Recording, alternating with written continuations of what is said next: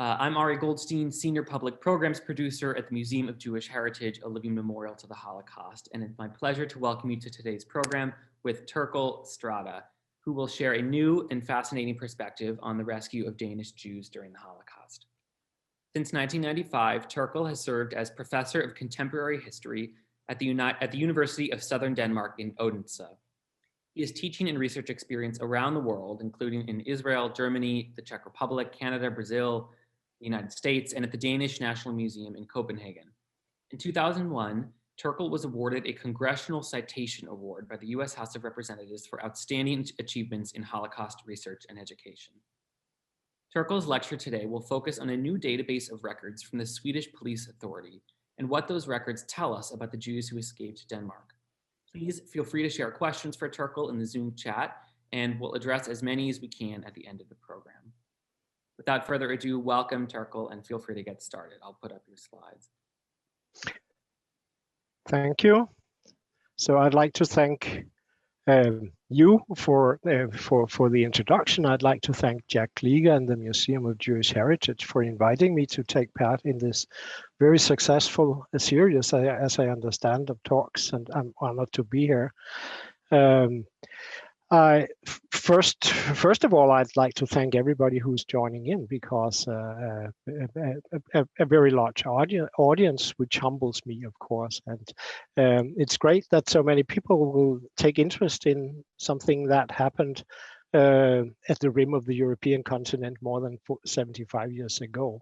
So I look forward to presenting you with some little known material and try to sketch out what that material can be used to, can tell us in terms of better understanding and what happened in Denmark during October 1943. Change of slide, please.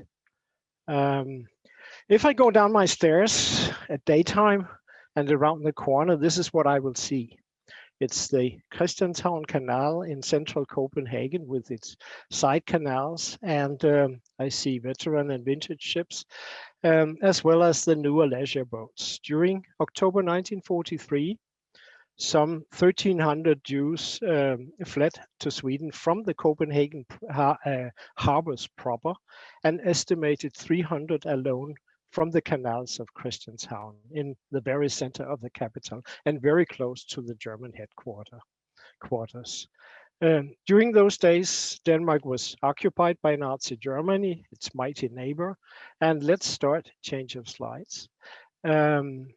Let's start by getting the larger framework of the events right. So the Nazi persecution of the Jews starts, of course, with the Hitler takeover of power, and I put in just the milestones of in the European theater, the Nuremberg racial laws, which defined for the first time to the Nazis who was actually a Jew and who should actually be discriminated and persecuted, like 2 years after the takeover of power.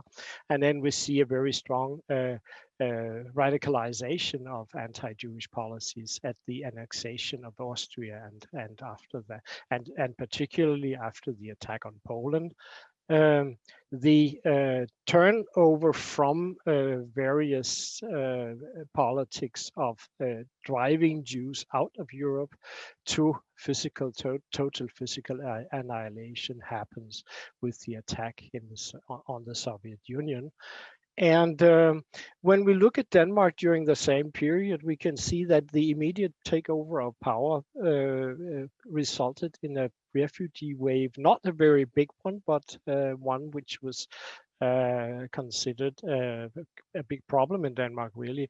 Jews and non-Jews fled to Denmark for political reasons, also for racial reasons. In 1940, we have the German occupation. There's little combat, and the Danish government, which was led by the Social Democratic Party, decided to enter a kind of policy of cooperation, and this policy would actually hold for 3 years, guaranteeing the Danish authorities quite a substantial element of autonomy, but also guaranteeing the Germans that they could get deliveries from Danish agriculture, which was very productive. In 1943, a lot of the Danish population had got enough of the cooperation politics, and we had a growing resistance.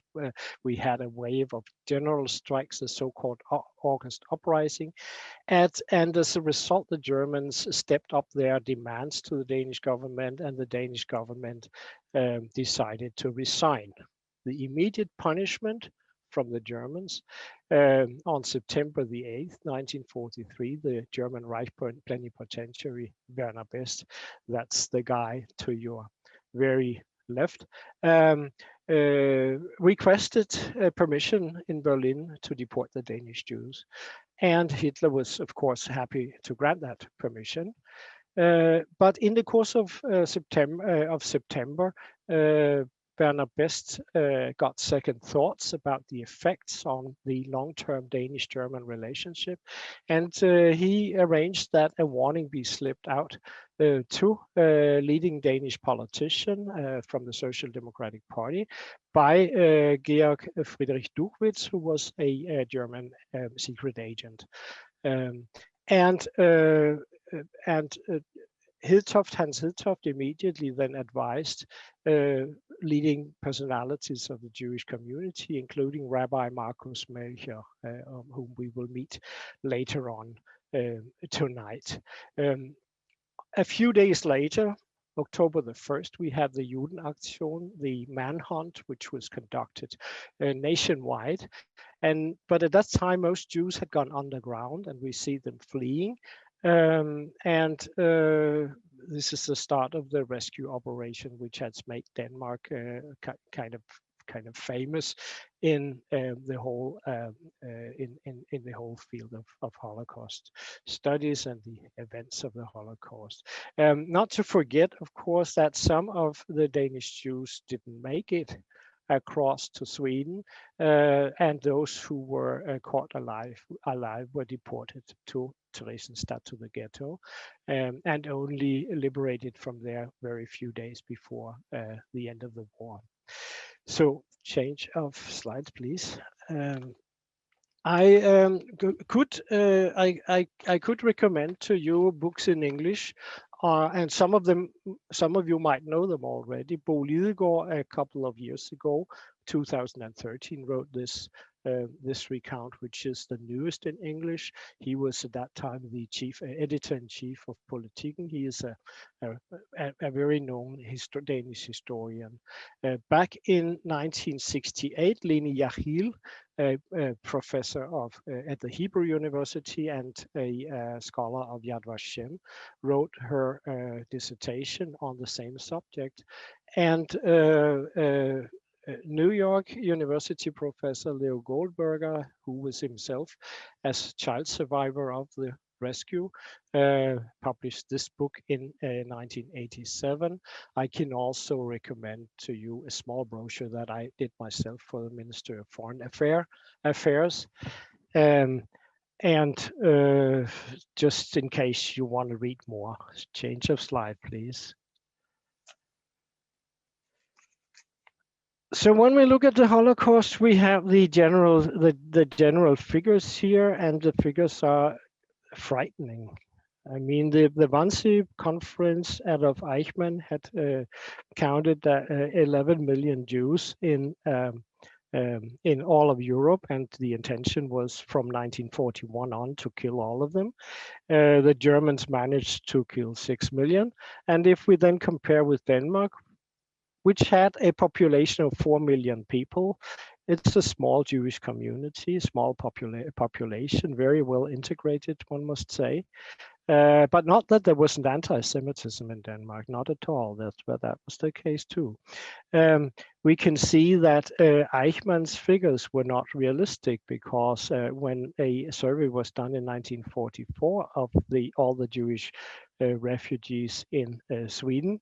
They came up with this figure, approximately 7,600. And on top of them, we would have to count the deportees to Theresienstadt and the 116 Jews, not many, but each of them, of course, a tragedy, who lost their lives due to the persecution. Now, counting Jews meant in those days that the Nazis, of course, would define who was a Jew, and they would define by racial criteria and not by the identity of the individuals, not by religion, not by culture or personal identity, but only on by descent. These figures, change of slide, please, are difficult to relate to very often, especially if you teach young people. They're difficult. And this one is too. It is a graph illustrating the percentage of Jewish population lost in the Holocaust. And we see that Yugoslavia, Holland, and Lithuania come up with more than 90% of the total population being killed. And in the other end, we see Denmark. But still, statistics, numbers, difficult to relate to. What we need, I think, is very much the personal stories. And one story, of course, change of slide, please, would be the motive of the boat, the metaphor of the boat. This is a reconstructed picture. But the boat is a strong symbol of what happened during October 1943 in Denmark. Our country is surrounded by water. Most of it is just islands. So getting the persecuted Jews into safety meant to sea lift them to Sweden. And Sweden at that time was neutral during World War II, and in 1943 had grown willing to accept the Jewish refugees. And there was another important thing, which is the close distance between the short distance between the eastern part of Denmark and the western part of Sweden. The Strait of Øresund, which most of the Jews would cross, is only like 4 to 10 nautical miles, or at some points even less. When the metaphor of the boat is a very strong picture, really. It tells us something about the danger that the refugees were thrown into, the situation of vulnerability. It also tells us about an equalizing element of the Nazi persecution, since the Nazis targeted all Jews, rich Jews, poor Jews, old Jews, even children, young Jews, and Jews, no matter of faith, no matter of their group affiliation. The boat is like everybody is being tossed into the same very vulnerable situation. And the boat becomes a symbol also in literature. Change of slide, please. Here we have 4 siblings, sister, 3 brothers, who made it across to the Strait of Øresund, and they went back to the particular place and found the boat they came across in, and they found an oar which had broken. Now that could have meant disaster, but in this case it broke very close to the Swedish coast, so they managed to get at land with 1 oar only. They wanted this triumphant picture taken in order to send it to their father, who had fled, but on another transport, and also arrived safely some other place in Sweden. And for many years, this piece of an oar was the only authentic artifact from the rescue of the Danish Jews. Change of slide, please. But we have 2 vessels which are known to have participated and documented to have participated in the rescue, which are still afloat. And one of them is the Thegada 3, which is the property of the Museum of Jewish Heritage. And it makes, of course, the connection between Denmark and the museum very strong. It's a Danish lighthouse tender, which means actually a fishing vessel which was used for a different purpose.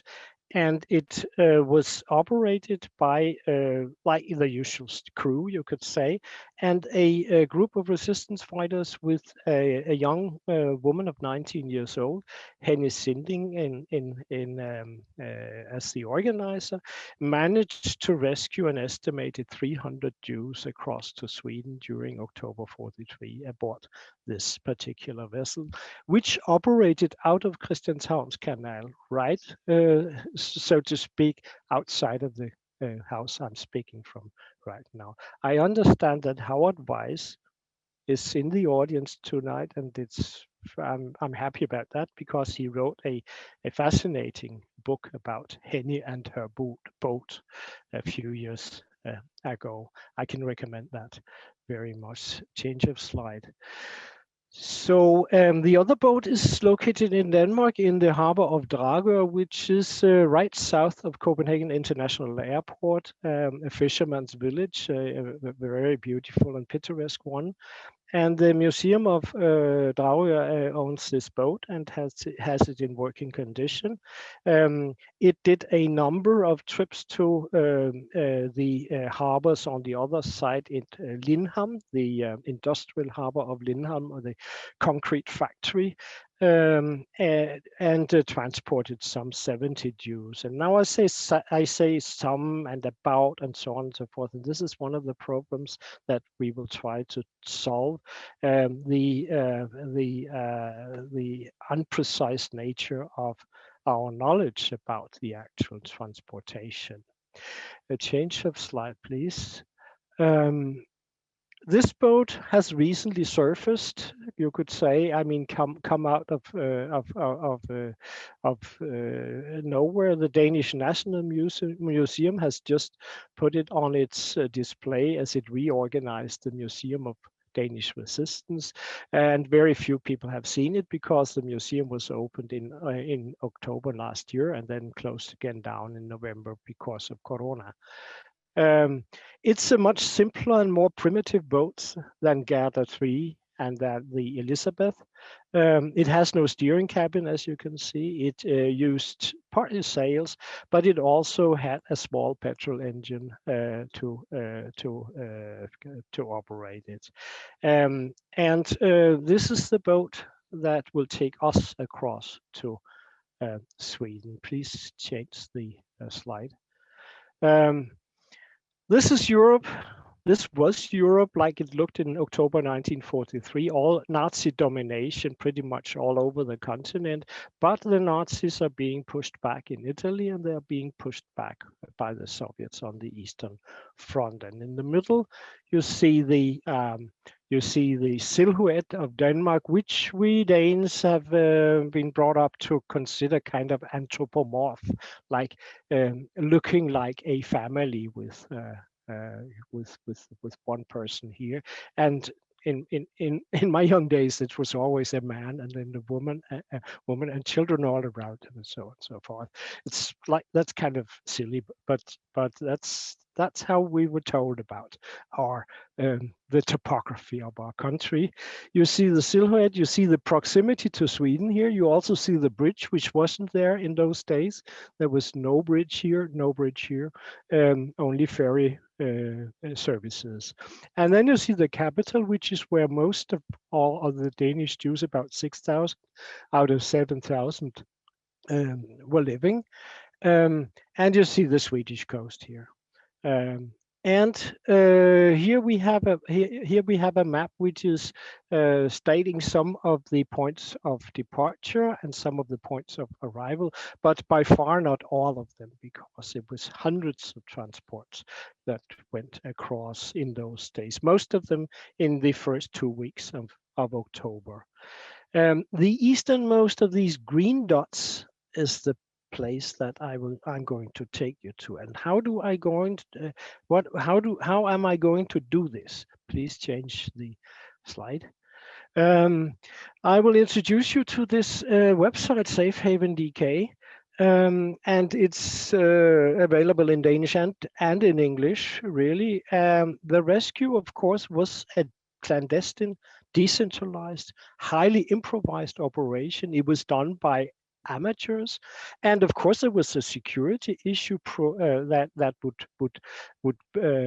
would forbid the people involved in generating records of any kinds, of course. So we have much uncertainty about the actual transports, the numbers, and so on and so forth, the specifics of the transport. No registration was done on the port site of debarkation.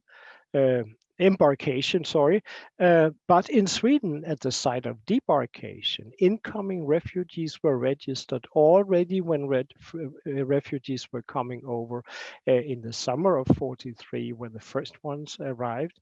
They would be interrogated by the Swedish police, which of course had fear that German spies could sneak in, or that plain criminals could want to escape from Denmark to Sweden and continue their criminal behavior. So at one point, Danish researchers got the ideas from the what was then the Danish Center for Holocaust and Genocide Studies. It doesn't exist anymore, regrettably. That they would comb through a variety of Swedish local and regional archives, and they found a lot of these police records, which were located decentralized in the places where they had originally been made. And at a later stage, this material was then, after the center had been dismantled, this material, this collection, became digitalized and eventually made available on this website. But it is very little known and very little used, especially outside of Denmark. And I hope that there might be people out there listening today who might have the urge to try to look for specific people, maybe relatives and so on and so forth, in the database. And let me change of slides, please. Let me introduce you to what kind of material this database holds and what it's good for. Let me take the example of Talan, which is that particular boat, which is now on display at the Danish National Museum, and nobody has seen it. It did only one crossing on October the 2nd, 1943. You remember the German police action was on October the 1st, so this is a very early crossing. The participants in this crossing were all called to the police headquarters of Malmö, which is the local regional largest city.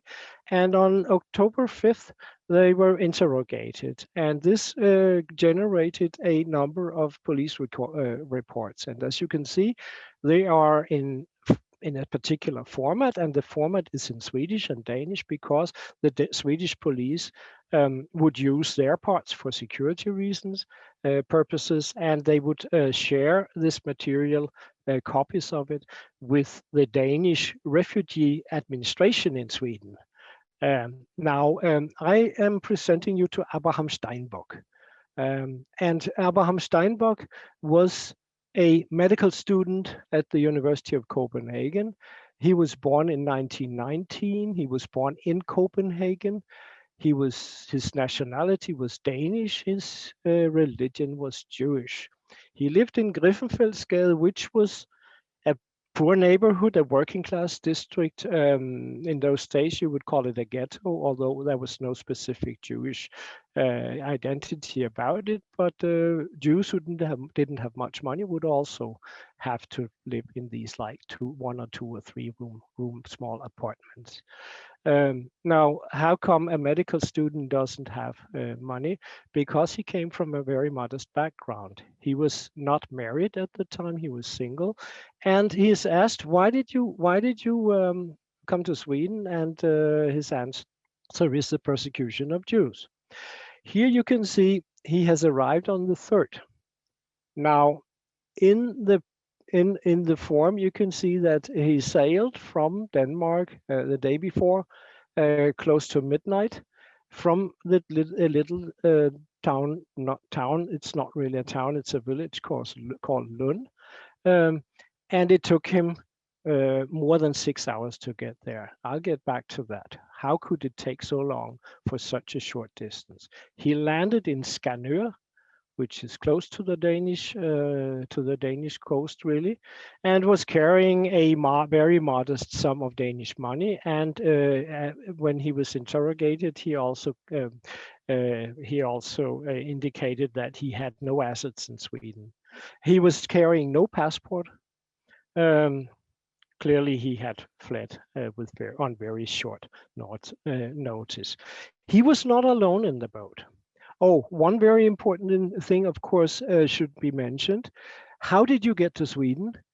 I got to Sweden on a fishing boat, which had been caught from a fisherman in that particular village. They had been bought from the fisherman. Change of slide, please. Oh yeah, well, come on. Sorry. This is the route he was taking from where he lived in central Copenhagen and all down the western coast of the Øresund. He was driving by bike, which was the safest way of driving, and even down to here. But the people who came along with him probably took a cab. I can tell later. I'll tell you why. Then the crossing is something like this, and the reason for it taking 6 hours is that somewhere out here the engine broke down. So they were in a boat and they worked for hours to get that engine working again. They, Abraham, a young fisherman who was on the boat, and a Danish policeman who was with them. And eventually they made it to Skanør, and from there they were taken to the Malmö police headquarters. Change of slide, please. Here we have Abraham. As I mentioned, in 43, he was a student of medicine, had already like a number of years of study behind him. He was born in Nyhavn. We can know from these records. And Nyhavn was another like very poor neighborhood in those days. Today it's a tourist trap, and people who visit Copenhagen love to go there to sit outdoor and drink and eat. But in those days it was a very poor harbor neighborhood. So he comes from very modest background. Here we have one of the few pictures that are known from him is this one, which is from his Yiddish class. In 1930, he went to Yiddish school. Obviously, his parents, who came from Lithuania, that was part of Russia in those days, when they came to Denmark, thought it would be important that he learned his mother tongue.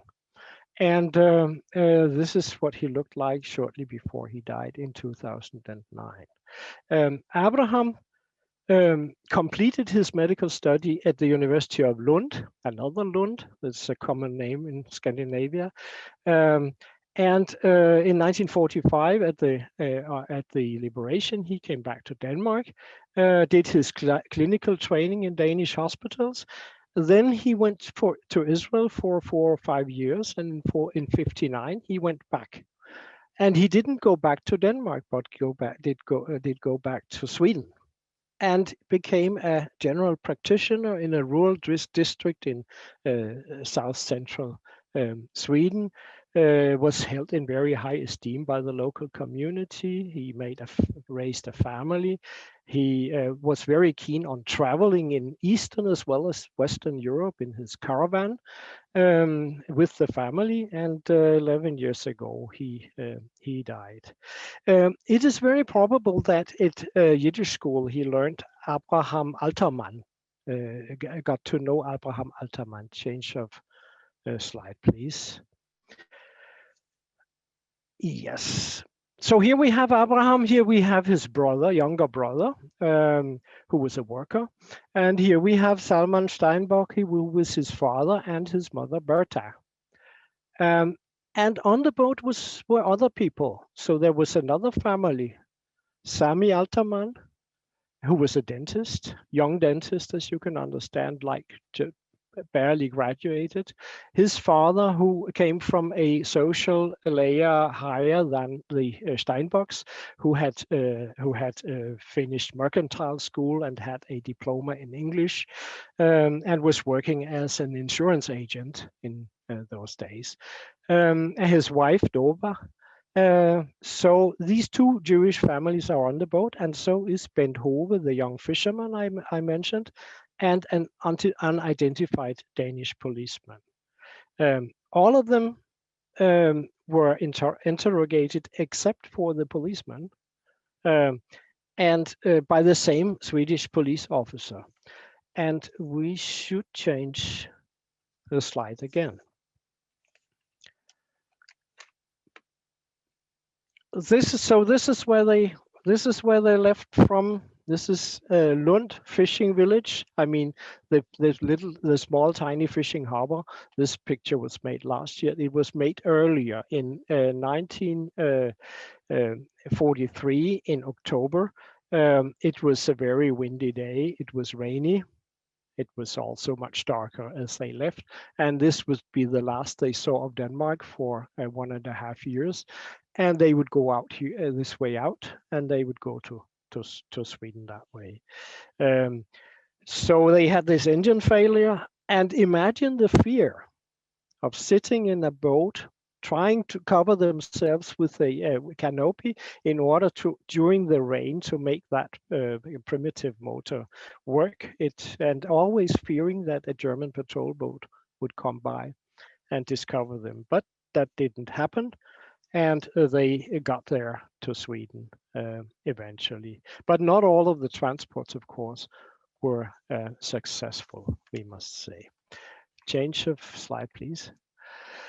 Here is another type of material that the Swedish police has generated. It's a visa application, and it is the visa application of Rabbi Marcus Melchior of Copenhagen, not the chief rabbi. Chief Rabbi Friediger was deported to Theresienstadt with his wife. But Marcus Melchior, who was the one who got the warning from the social democratic leaders and communicated it in the synagogue to the Jewish community, he arrived in Sweden with his 3 children. One of them later becoming the chief rabbi of Denmark, Bent Melchior, the son of whom is a rabbi in Israel, and the grandson of whom is also a rabbi. They were Meta, his Marcus Melchior's wife, was also came along with on this particular trip, but it is a different one. It took place on October 12th.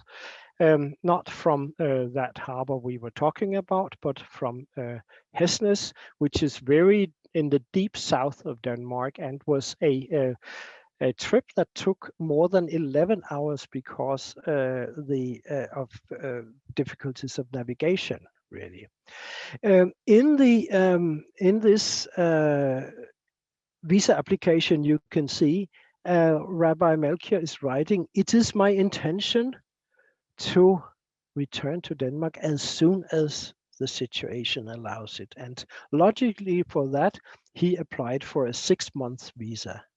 But it took 1.5 years before the Jews could actually return to Denmark. Change of slides, please. Yes. The Melchior family was what we call an old Danish Jewish family. The Steinbock family was what a family which amongst the Jews were called the Russian Jews, coming out of various parts of Russia, as like most of the Jews who ended up in America, actually.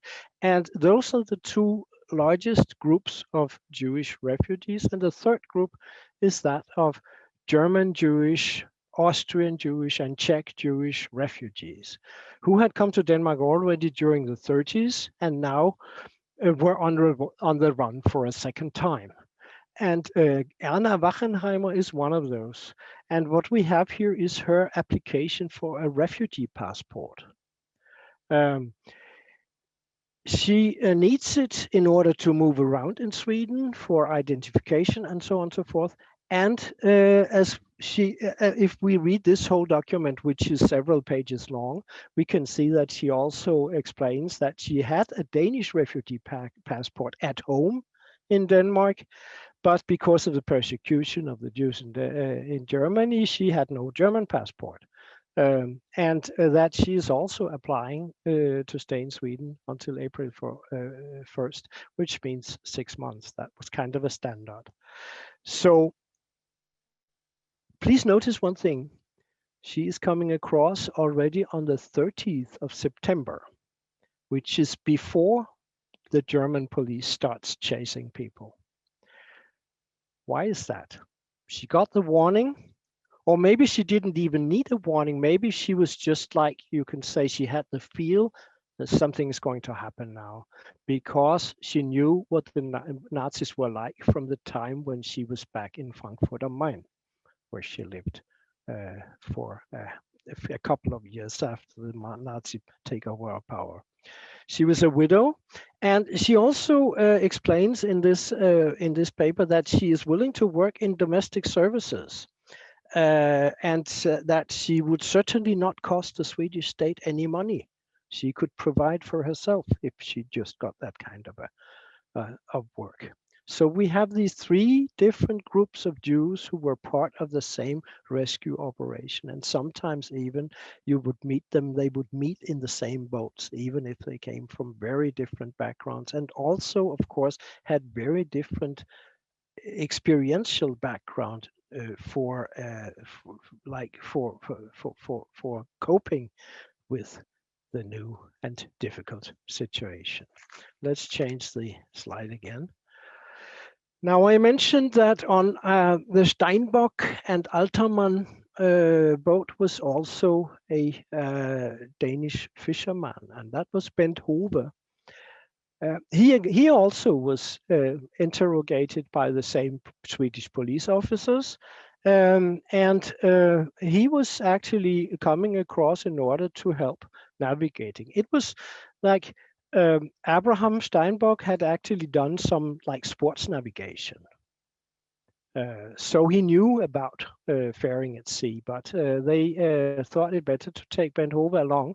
A young guy, and probably the one who actually, in the first place, made the contact possible between Abraham and the fisherman who sold the boat.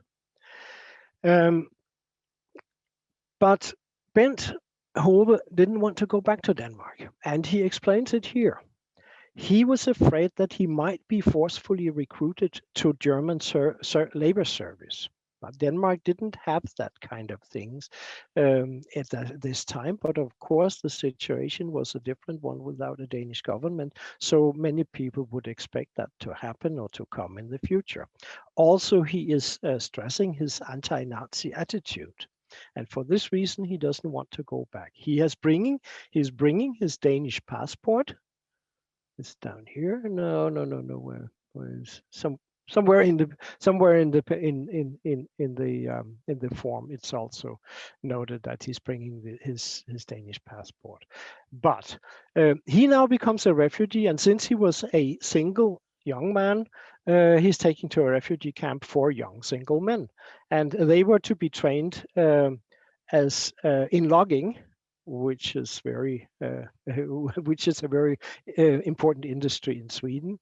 But Bent was basically a seafarer. He was a fisherman, grew up as a fisherman, had also worked on ships really as a seaman, and wanted to get back to this. He didn't feel well in the woods. He wanted water under his feet. So in 1944, he has already got a job on a motor schooner, Swedish motor schooner, and he has been traveling around Swedish waters with cargo. And at one point in Stockholm, he got trouble with the police because he didn't have a specific seaman's passport, which was needed in Sweden to work at a ship. And this is what he is. I took this from his application for a seaman's passport. Please note the 17th of June 1944, he is asking, and he's already at the ship, and the ship owner is also supporting his wish. He obviously got the permission, he got the seaman's passport, and little more than 2 months later, he lost his life as the motor schooner on the way back from Lübeck in Germany with coal aboard ran onto a mine, and 3 of the 4 crew of 4 were killed. So this is his grave, his tombstone, back in the little city where the story of Abraham Steinbock and his family's flight started. He ended his life on the water. Next slide, please. I'm going to have to reach a conclusion because I see that there are an awful lot of questions. Just some fragments that I have shown you from this archive, which probably shows you the richness of the material, but also some reservations that we have against using it. So the receiving side compensates for the lack of records on the debarkation side. And if we combine these this information with written memoirs, with accounts that are made also oral history testimony, the police records are very strong to sort of to make a foundation of this kind of more memoir type material, because the police is pretty accurate about dates, about facts, and so on and so forth, whereas survivors' testimony is often contains mistakes to these things. The material, however, is diverse. It's uneven in its quality. It's not the same form that was used everywhere in Sweden. In some police stations developed their own, and so on and so forth. So it's not exactly the same information you get from everyone. It's also incomplete. It is only 6,318 individuals who are encompassed by the material, and that's not all of the refugees.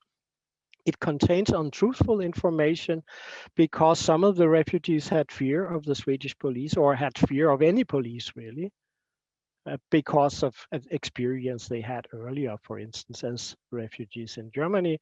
And they were uncertain about the Swedish position because it was a brand new fact that Sweden had taken the side of the Allies. It used to be on the German side in the beginning of the war.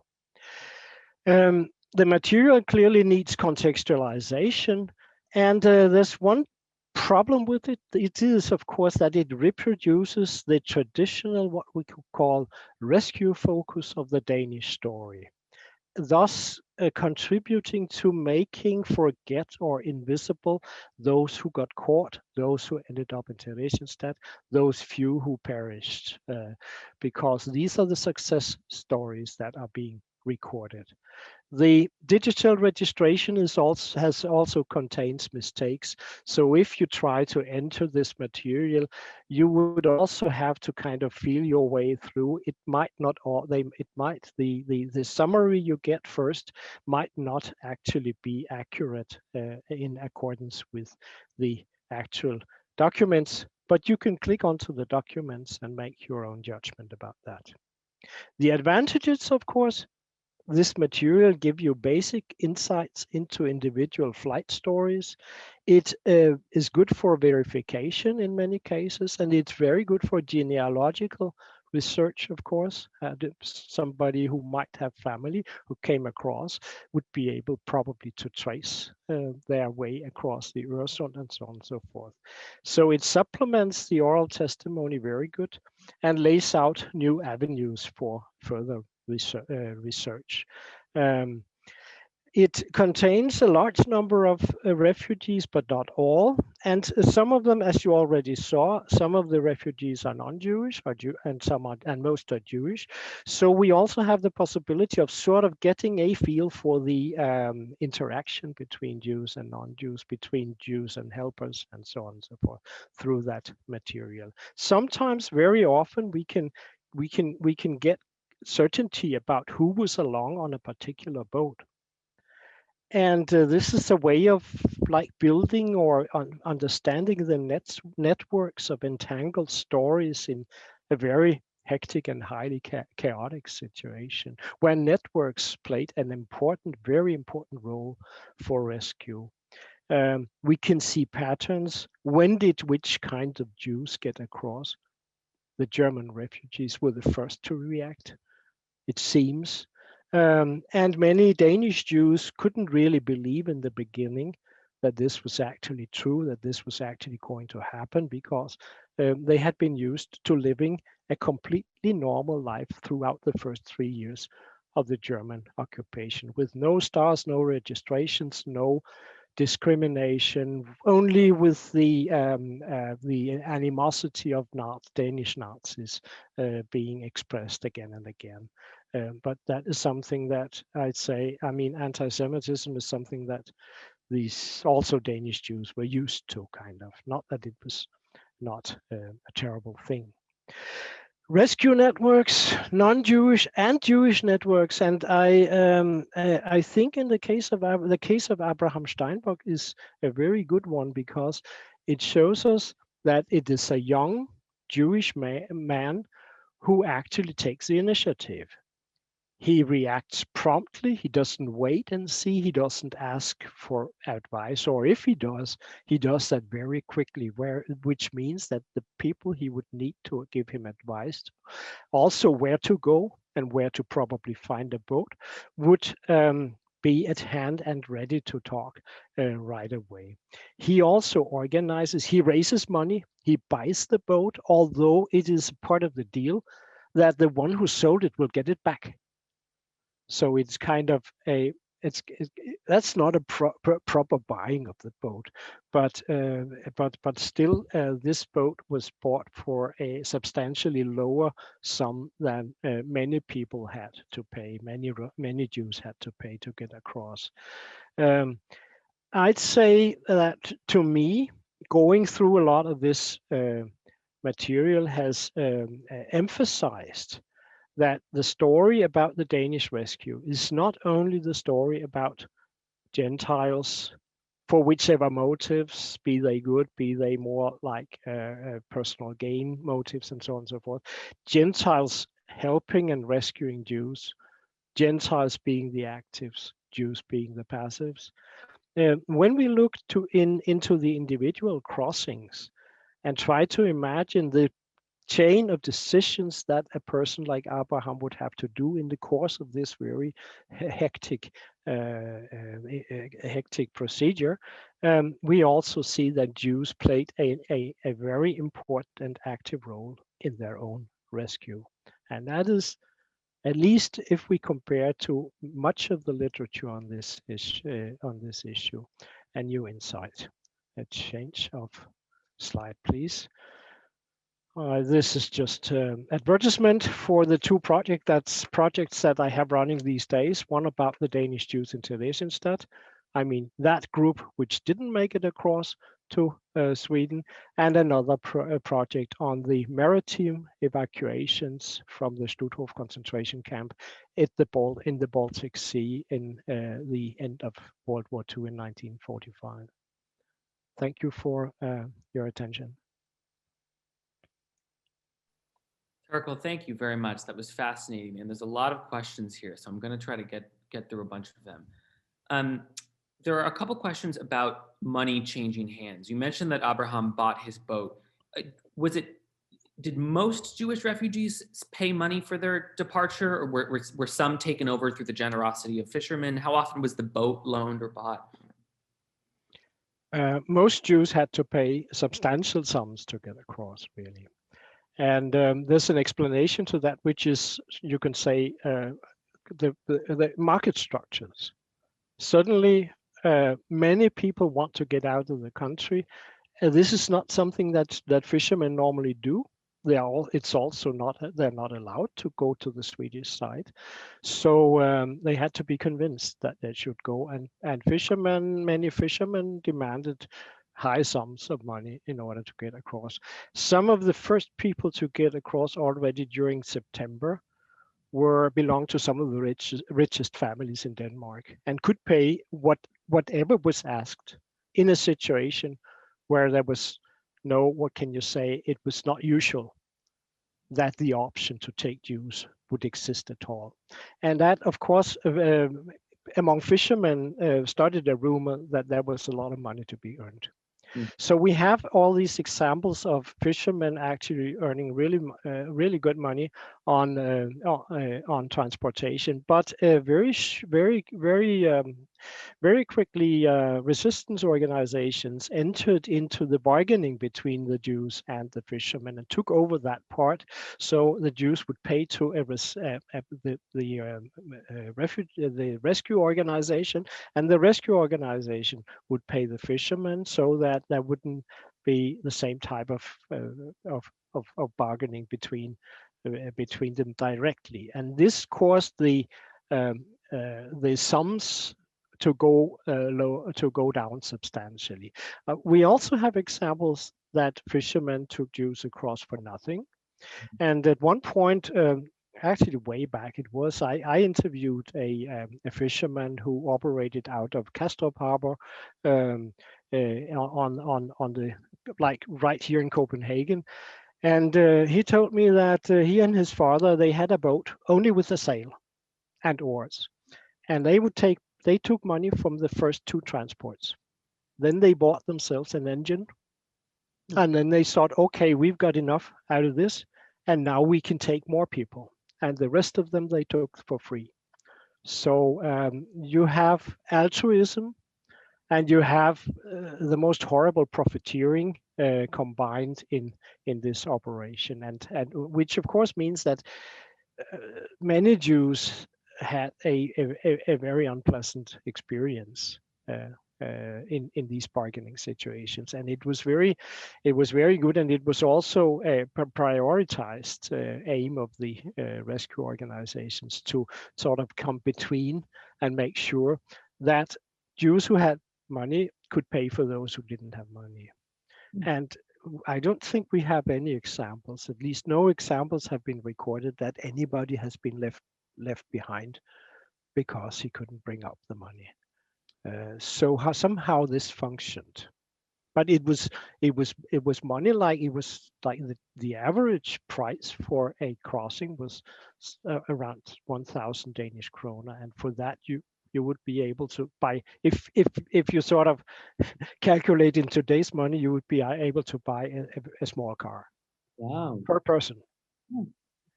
So when they arrived in Sweden, what conditions this is coming up in a bunch of questions. What conditions did most refugees face? And did the Swedish Jewish community play a role in sort of resettling these people, or was the government very involved? No, the government was involved. It was primarily a government operation to take care of of all refugees who came over from Denmark. And in this respect, the Swedes had learned from what happened a year earlier when the Norwegian Jews fled across the land, across the forests and the mountains to Sweden, because in the beginning they used to turn them back. And then eventually they took them in, and they found out that this was not the way to do it. And there was an agreement, a secret agreement between the Danish underground and the Swedish authorities that they should be taken care of.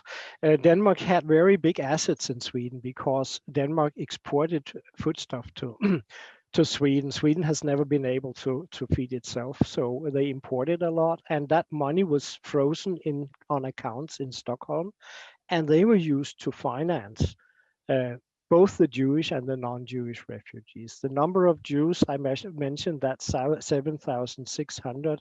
We know that for sure because there was a survey made by a Jewish sociologist in 1944 in the camps.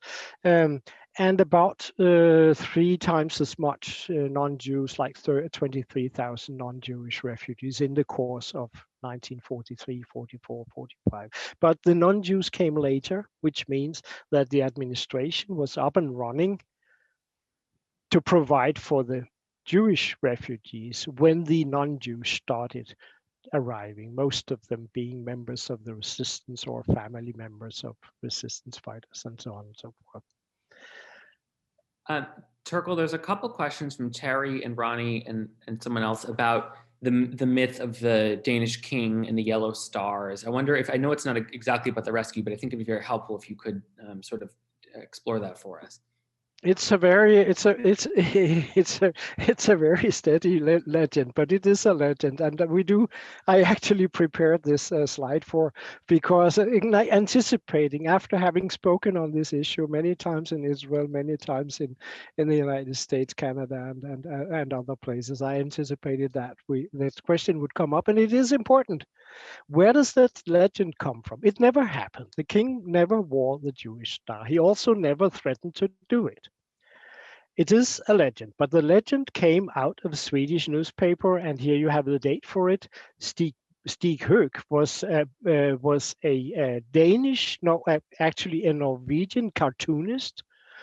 Denmark and its cartoonists, you know, who fled to Sweden already at an early stage because he had made anti-Nazi drawings and so on and so forth, and came to work for a leading Swedish newspaper in Göteborg. And at one point, he published this drawing. I better use this one. We have the Prime Minister Thorvald Stauning, Social Democrat, but at that time the government contained all the democratic parties, not only the Social Democrats, which was like 50% of the voters. The rest was the like liberal parties and conservative parties, but then the other half. So Stauning is sitting next to the king, Christian the 10th, and he's speculating, Your Majesty, what should we do if the Germans demand that the Jews wear the yellow star? Now, as you probably know, it was introduced in Germany and Western Europe by September 1941. So it was quite a new thing, and it was not at all impossible that the Germans would come up with this idea, because they were pressurizing the Danish authorities to start working on anti-Jewish laws. But the Danish government always said, there's no Jewish question in Denmark. There's no problem. We won't do that. So anyway, Stauning is asking the king, what should we do if the Germans come up with this demand? And the king say, well, I guess then we'll all have to wear one. And this is just a cartoon and speculation, you know.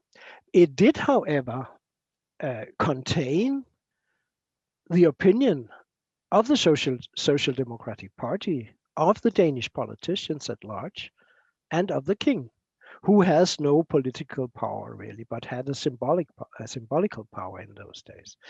And then in 1943, since Sweden was a neutral country, the American press was operating freely and had reporters sent to the harbors, and they started telling this story because it was a good story, and it was also, you could say, it was like suitable for propaganda use back in the United States and Canada.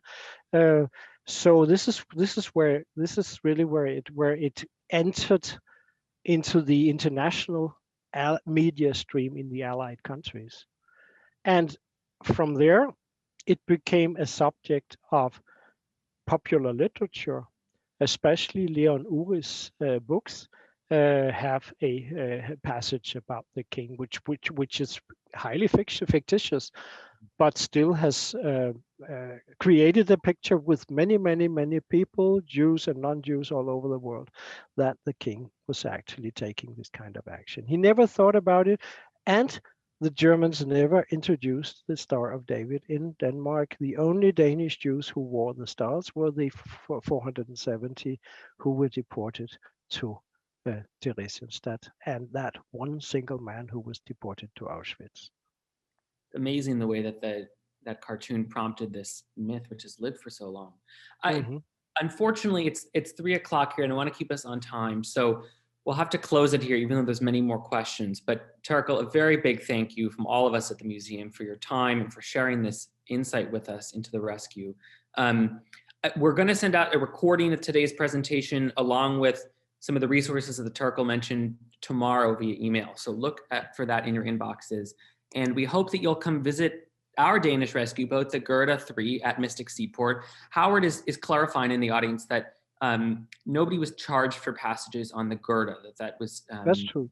That's true. a story of generosity. So you can learn about that particular story at Mystic Seaport, where our artifact is on long-term loan, or come visit us at the museum in New York for a deeper look into the Danish rescue. But in any case, a big thank you, Therkel. Thank you to all of you who joined us. I want to acknowledge the people in the audience who have family in the Danish rescue, who are part of the rescue themselves. It's especially meaningful for us to have you here today.